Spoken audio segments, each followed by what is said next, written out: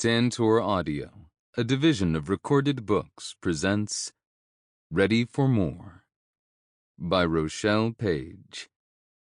Narrated by James Cavenaugh and Sophie Daniels. 1. Baxter. Even though I'd only spent a few weeks here with my grandparents each summer while I was younger, moving to Mooreville felt like coming home. It royally sucked that it took me almost 40 years to realize this was where I'd belonged all along, but I was damn glad to have come to my senses while they were still alive and well.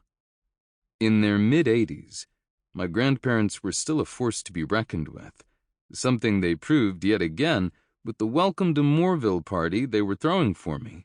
I'd only moved into my new house 6 days ago, but here I was, being welcomed back into the bosom of my extended family with open arms.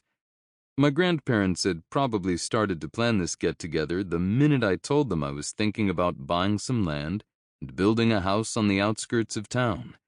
Nothing made Franklin and Catherine Moore happier than being surrounded by their family, and they hadn't tried to hide how thrilled they were to have their eldest grandson living only a short drive away. If I'd had any doubts about leaving New York to be closer to them, their reaction would have convinced me that I'd made the right call. My only regret was that I hadn't done it sooner, and talked my baby brother into coming with me. Maybe things would have been different if I had. "I think you missed the memo that this is a party." My cousin Dean sidled up next to me and shoved a red plastic cup into my right hand. He was closest to my age, and we'd spent a lot of time together when I'd visited our grandparents. The bond we'd formed getting into all sorts of trouble together as kids had withstood the test of time and distance. It still paled compared to the relationship he had with the rest of the crew, though. I glanced down at the icy brown liquid. "What's this?" "You looked awfully serious for the man of the hour." He jerked his chin toward the cup. "I figured you could use a drink." I carefully wiggled the cup side to side. "I know it's a drink, but what kind?" "Rum and Coke." He chuckled and shrugged. "What else would it be?" Rum and Coke was my grandfather's signature drink, and the first alcoholic beverage I'd ever tried. But I couldn't remember the last time I'd had rum in anything. Probably when I was in town for Christmas 2 years ago. I was more of a single malt whiskey kind of guy. But he was right. I should have known what was in the cup before I asked, since Dean took after our grandfather in a lot of ways. Good point. I took a sip and tried my best to hide my grimace. The combination was too sweet for my taste, no matter how good the rum was. "Rigdon supplied the alcohol?" "Always," Dean confirmed with a grin. "Having a cousin who owns an artisan distillery definitely doesn't suck." Since I'd provided the startup funds, Rigdon kept me in the loop about what he was working on, including shipping me samples of every new batch of spirits. "Did he bring any of that rye whiskey he started making at the end of last year?" "Probably." He jerked his chin toward where a makeshift bar had been set up on my grandmother's sideboard in the dining room. "The first thing I saw was the rum, so I didn't look any further, but a ton of bottles are back there. Seemed to me that he brought pretty much everything." Rigdon's rye was spicier than my favorite whiskey, but some of it on the rocks was more to my taste than a rum and Coke. Noticing that his cup was almost empty, I handed Dean back the one he'd given me. "Here, take this. I'll get myself something else soon." "Your loss." He dumped the remainder of his drink into the cup and slipped the full cup into the empty one. "How's the estate treating you? Did you get moved in okay?" I sighed and shook my head. "You sold me the damn thing. You should know better than anyone that it's just a house, Dean." "Yeah, and my commission on that house," he made air quotes with his fingers, "was more than I made all of last year." "You more than earned it." I echoed what I'd told my cousin when he tried to talk me into cutting the percentage on his commission. With what I'd paid for the acreage plus the construction costs, the deal hadn't been insignificant, but Dean had been my eyes and ears on the sale, finding me the perfect lot and acting as the project manager for the build since I was halfway across the country for most of the process. In hindsight, I have to admit that you're right. He took a swig of his drink and grinned at me. The place did turn out pretty damn awesome. I didn't have any complaints. By the time I'd gotten into town, all I'd needed to do was collect the keys from Dean. The interior designer had already decorated the entire place, and the staff who'd chosen to make the move with me had arrived a week earlier. Other than writing the checks, there had been very little for me to do. I couldn't have done it without you. Damn straight. He flashed me a cocky grin. I should have asked for a bonus. That's how good of a job I did. I jerked my chin toward the stacked red plastic cup he was holding. Feel free to consider that your bonus. He cocked his head to the side. The drink I brought you? Yeah. Is that the secret to becoming a billionaire? Being a cheapskate who is shameless enough to re-gift something back to the original giver? He chuckled over the rim of the cup before taking another sip. Considering rum and coke is your drink of choice and not mine, you probably brought the damn thing over here knowing I'd hand it right back to you. I'd been joking around, but judging by the gleam in his eyes, I was actually right. Could be. He wagged his brows, but you'll never know for sure. I punched him in the shoulder just hard enough for him to really feel it. Asshole. Guilty as charged. He finished the rest of the drink. Just don't let my mom hear you call me that. You know I'm her favorite. Not even close. Wyatt muttered as he joined us. I'm the youngest. That automatically makes me the favorite. No, it just means you're the baby. Dean disagreed with a glare at his little brother, who wasn't so little anymore. That's because although you should be old enough to take care of yourself by now, you're the only one of us who technically still lives at home. Only during the summer when school is out, Wyatt grumbled.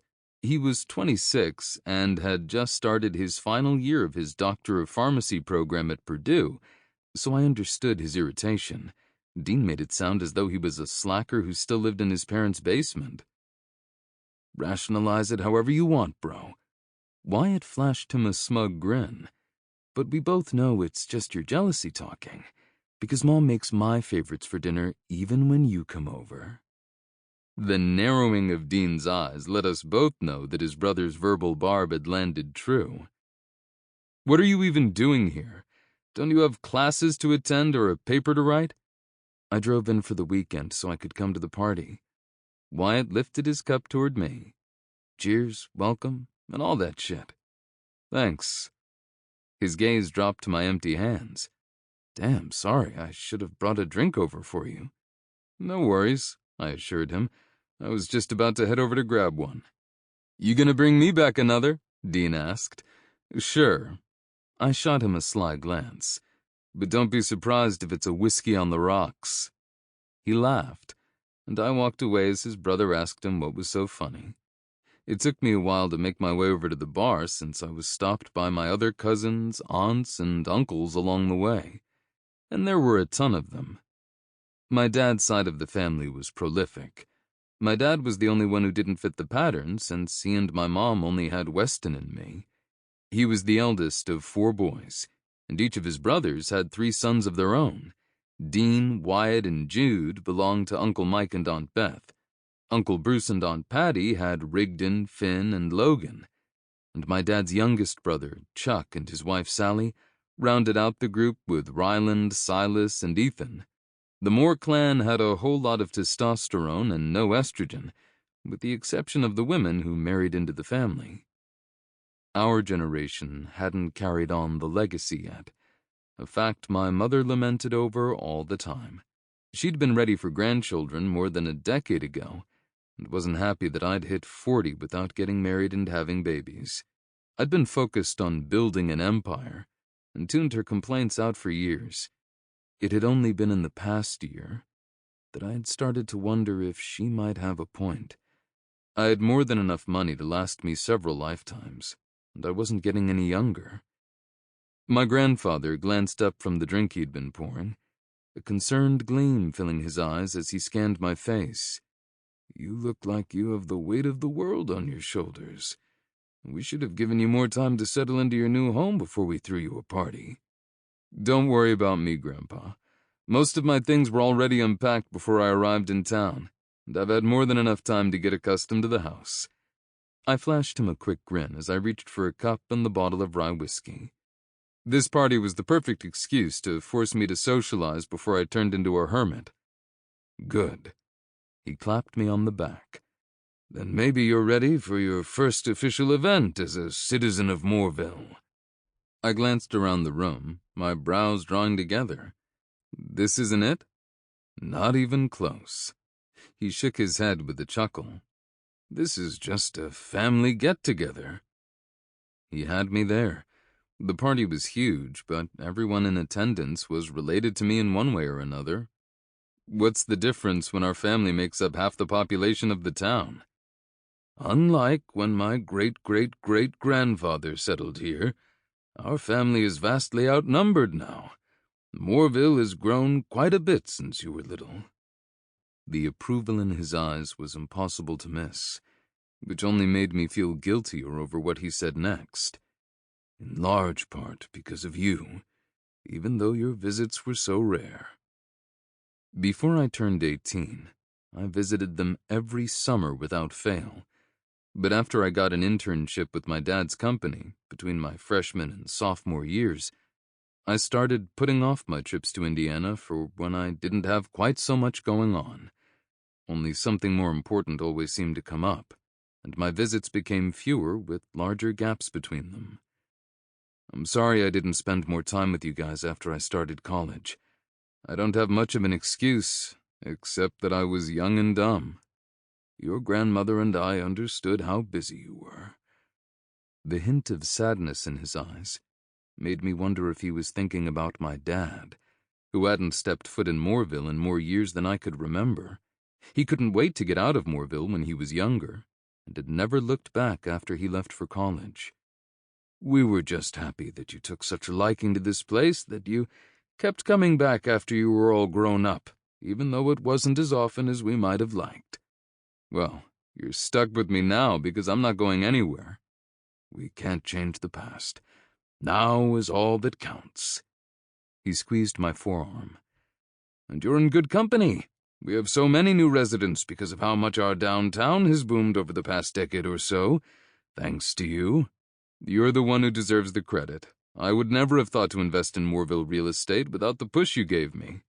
He seemed uncomfortable with my praise, so I shifted the conversation back to my civic duties. What's the event you were talking about? My grandfather took a sip of his drink before explaining, The county is going to be auctioning off some vehicles tomorrow at the impound lot. I wasn't sure why he thought I'd be interested in the auction.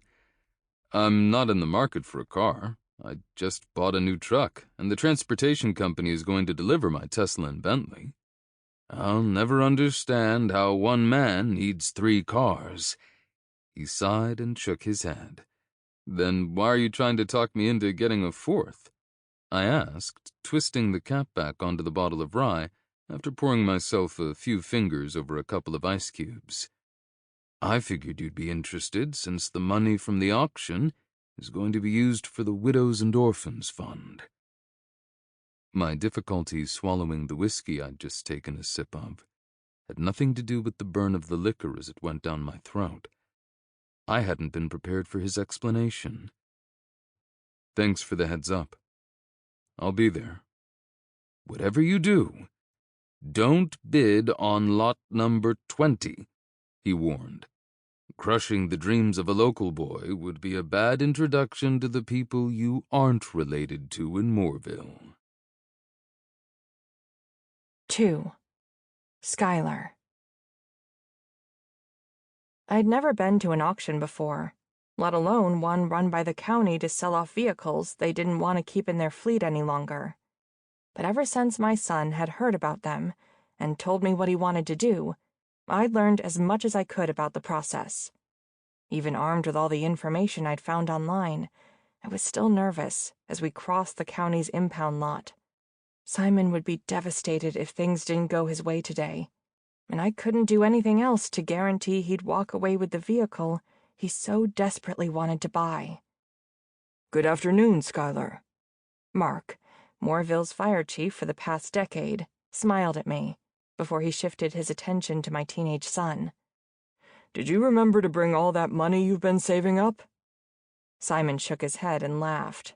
"Nah, but I did bring my debit card. My checkbook, too, in case they can't take a card." Mark quirked a brow. "Have you ever even written a check before?" "Nope. This would be my first." The hint of sadness that flashed in his eyes for a moment broke my heart. "I guess that kind of makes it more special, in a way." "It sure does." Mark clasped my son's shoulder and gave him a quick squeeze. "Your dad would have been so proud of how hard you worked to make this happen today." "I'm not in the clear yet, sir." Simon looked around the crowded lot, his Adam's apple bobbing in his throat. "A lot of people are here. Someone could outbid me."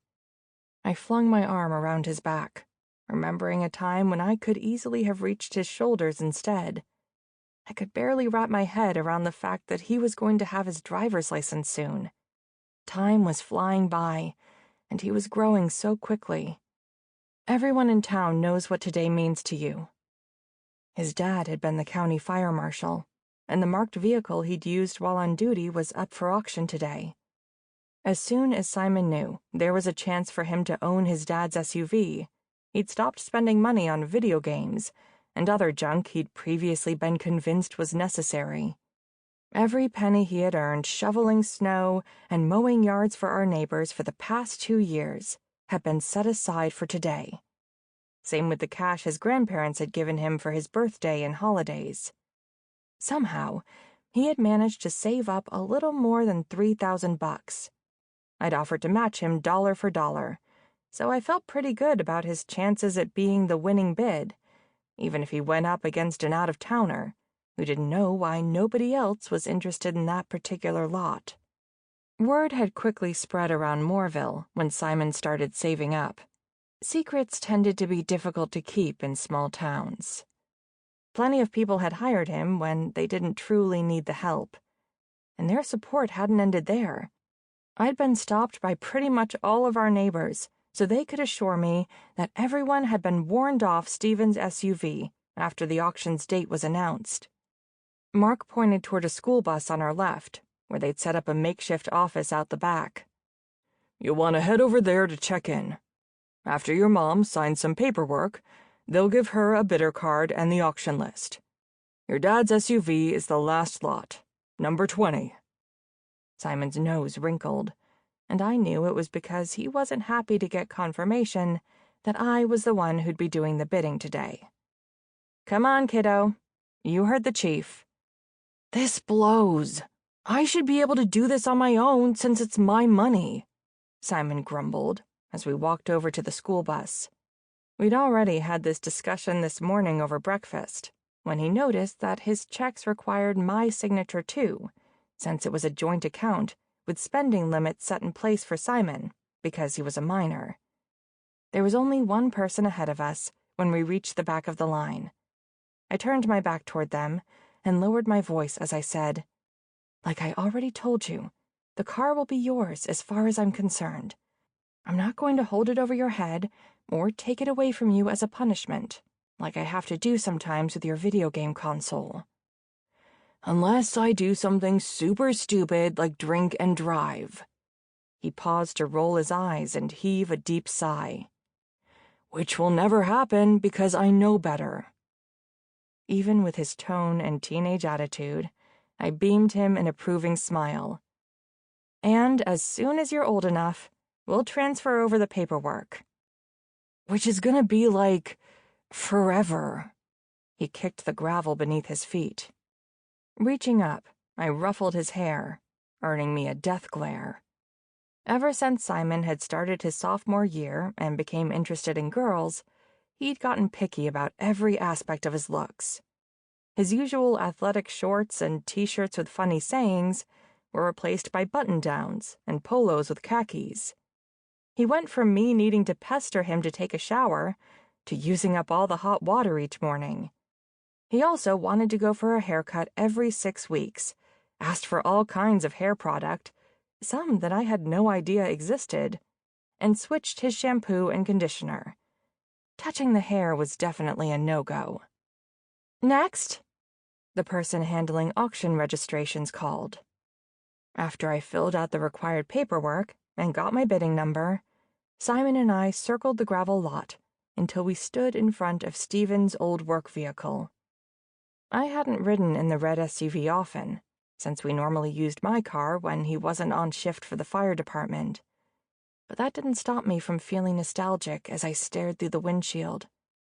I'd been so focused on helping my son get what he wanted that I hadn't stopped to think about how I'd feel, having a reminder of my past sitting in my driveway every day. But my pain didn't matter, only Simon's happiness.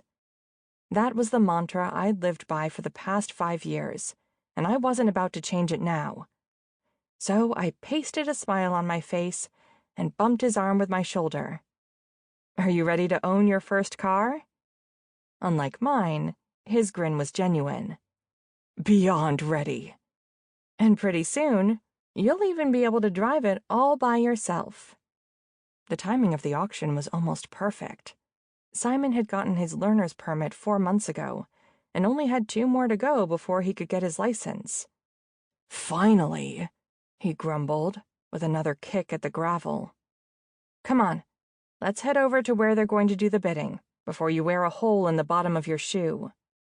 Since he was wearing his favorite pair of sneakers for good luck, I didn't get any pushback as we walked over to the folding chairs they had set up near the school bus check-in area. I was fidgety while we waited, my knee bouncing and my fingers tapping against my thigh. After about 10 minutes, Simon reached over and pressed his hand on top of mine, flattening my palm against my leg. "You're gonna do great, Mom." I had such a great kid. He had every reason to be more nervous than I was, but he still wanted to give me a pep talk. "Let's hope so, because I don't have any more time to prepare.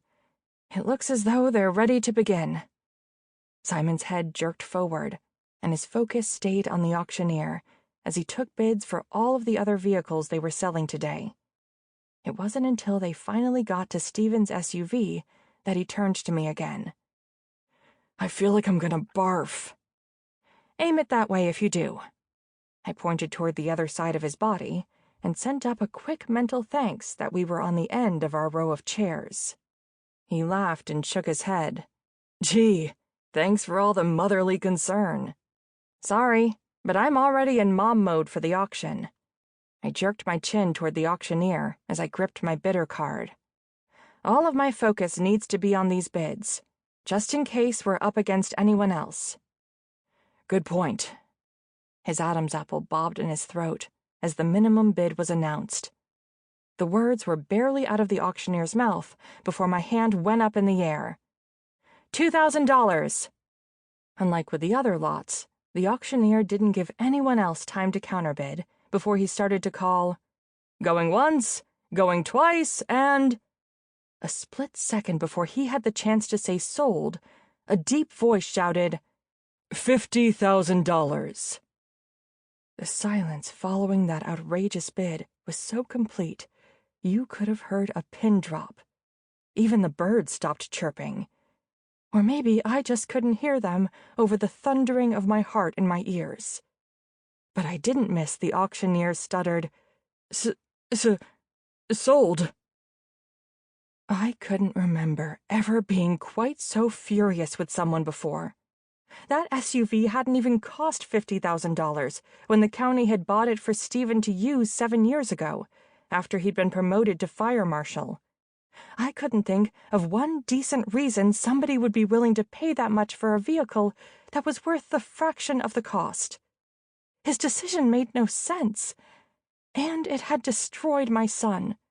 The joy I'd seen on Simon's face only seconds ago had been replaced by anguish.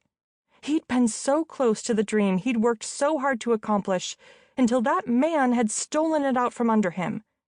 He sat next to me, not moving a muscle as a lone tear streaked down his cheek. Leaning into his side, I placed my hand over his and squeezed. Breathe, Simon. His chest expanded and caved back in as he gulped for air, his shoulders shaking with the effort it took to hold himself together. I'm so freaking sorry, sweetie. He shook his head, too overcome with emotion to say anything. The same wasn't true for me. They'd saved Stephen's vehicle for last, so I didn't have to wait long to confront the man who had caused my son so much pain. I fumed during the 15 minutes it took him to complete his transaction. A few strokes of his pen, made while Simon stared down at the auction booklet, and the deed was done. My son hadn't moved an inch since the auctioneer had pounded his gavel against the podium that last time. Before I jumped out of my chair, I murmured, "Stay put. I'll be right back." Simon was lost in his head and didn't react to my words. I cast him one last worried look before I stormed over to the man who'd earned himself a piece of my mind. Even in my fury, I didn't miss how gorgeous he was. With his chiseled jawline, piercing gray eyes, and tall, muscular frame, he was unapologetically masculine. Even the man bun he'd pulled his brown hair into didn't take away from his manliness, and the hint of gray in his beard and mustache only added to it. "Do you have any idea what you've done?" I hissed, not even bothering to try to keep my voice down. Most of the people surrounding us knew why Simon and I were here. None of them would be surprised by my reaction to the stunt this guy had just pulled. My gaze raked down his tall body, taking in the cut of the suit jacket he'd paired with his designer jeans and Italian leather shoes. "You must have more money than brain cells, because you just paid more than 10 times what that vehicle is worth." His lips curved into a small smirk that I longed to smack from his face. Not quite. That'd put me in the top 10 of the world's wealthiest billionaires, when I barely squeaked my way onto the list last year. I flung my hand in the air, my palm facing him. "Do not even." He pretended to zip his lips together, and I felt as though my head was about to explode. I didn't think I'd ever been this angry before, and the man had the gall to look like he was about to laugh at me. Planting my hands on my hips, so I didn't haul off and punch him, I leaned closer. "My son has been dreaming about owning that SUV you just bought on a whim for years. While you're standing there feeling proud because you're the big man in town who just dropped big money that'll help the widows and orphans in the county, you crushed the dreams of one of them beneath the soles of your shoes. That probably also cost way more than you needed to spend." The humor drained from his expression, and his lips parted. Before he could say something else to set me off, I shook my head. "Just don't. I don't want to hear anything you have to say, since you can't go back in time and undo what you've already done. But hey, thanks for teaching my son a lesson about how unfair life is, as if he didn't already know that way better than any child should." I turned on my heel, glancing over my shoulder for one final verbal jab. "I hope the damn SUV breaks down every single time you drive it." I didn't understand the flare of approval in his gray eyes, not until he stalked past me to where my son was still sitting, and dropped the title and keys onto his lap. When Simon's head jerked up, the man murmured, "I didn't mean to upset you. I just wanted to make a donation to the fund. Figured you could use all that money you earned for upkeep and insurance instead." He didn't give Simon or me time to react before he strode over to a brand-new Rivian truck and climbed in the driver's side. There was some murmuring around us, but I didn't pay attention to what anyone was saying because my entire focus was on my son. His eyes were wide as he stared down at the keys in his hand. "Did that really happen?" "Yeah, kiddo. It really did." I wasn't quite sure exactly how or why, and my brain was still trying to catch up. But there was no mistaking what the hot guy I just publicly reamed out had done for my son. Dad's truck is mine now? And I get to keep the money? Looks like it. Simon turned to stare at the man. Sample complete. Ready to continue?